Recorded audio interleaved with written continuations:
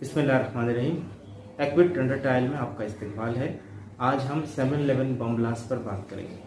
आप जानते हैं कि आज से ठीक 15 साल पहले बम्बई की लोकल ट्रेनों में वेस्टर्न रेलवे के जेंट्स फर्स्ट क्लास कंपार्टमेंट में 7 बम ब्लास्ट हुए थे और इन 7 बम ब्लास्ट में 200 लोग हलाक हुए और करीब 700 लोग जख्मी हुए थे। और इसके बाद बड़े पैमाने पर मुसलमानों को लानतान की गई और बड़े पैमाने पर जो है तफ्तीश के नाम पर मुस्लिम कम्युनिटी को परेशान किया गया और 13 मुस्लिम पढ़े लिखे नौजवानों को इसमें गिरफ्तार किया गया। लेकिन ये 7 बम धमाके जो हुए हैं उसके बाद 7 धमाके और हुए हैं। कुल 14 धमाके इस केस के हवाले से हुए हैं। आइए जानते हैं कि वो 7 धमाके क्या हैं।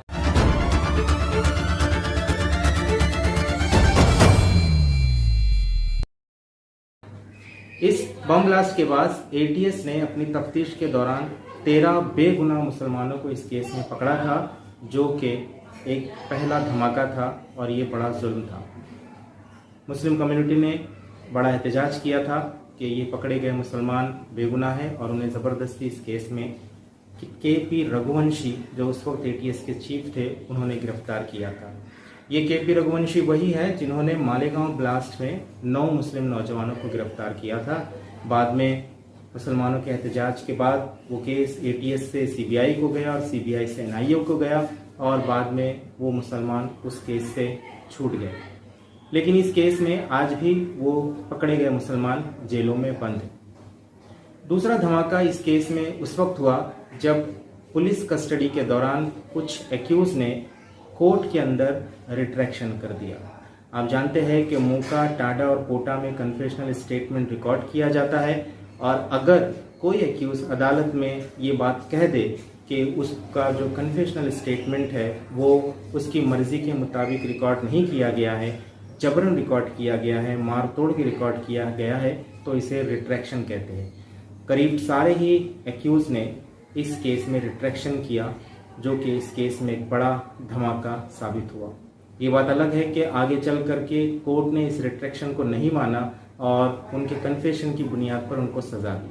तीसरा धमाका इस केस में उस वक्त हुआ जब इस केस के investigation officer ACP Vinod Bhatt ने खुदकुशी कर ली।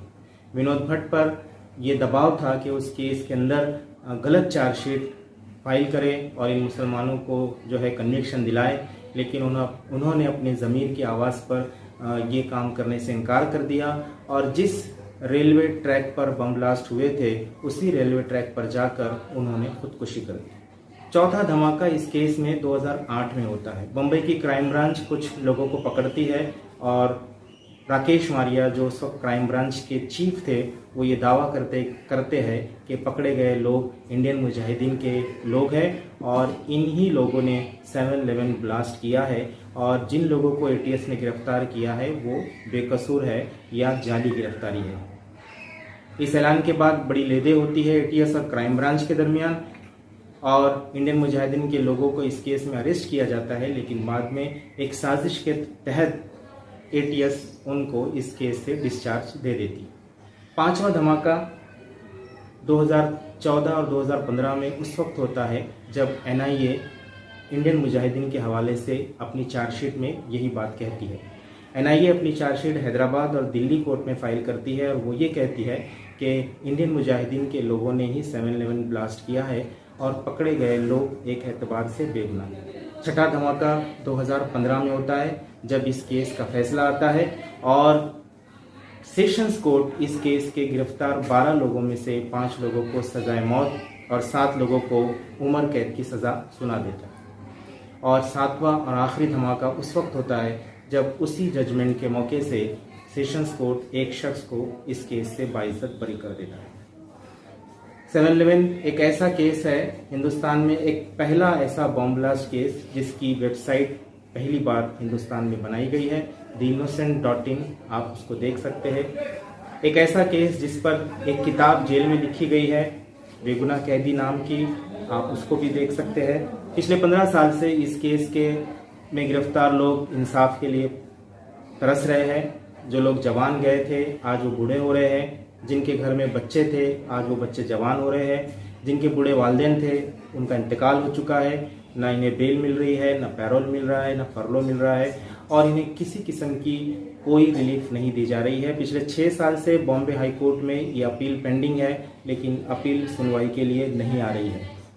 कल ही मुझे हिंदुस्तान के एक बड़े एक्स पुलिस ऑफिसर ने फ़ोन करके ये बात कही कि ये बच्चे बेगुनाह हैं और इनको जो है बड़े लंबे पीरियड से जेलों में रखा गया है, इनके लिए जो है केस शुरू होना चाहिए और इनकी रिहाई के लिए जल्दी से कोशिश की जानी चाहिए। आज 11 जुलाई है और शाम में 7 बजे इस केस को लेकर एक वेबिनार भी रखा गया है, जिसमें आलमी सतह पर कुछ एकेडमिशियंस और दानिश्वर बात करेंगे।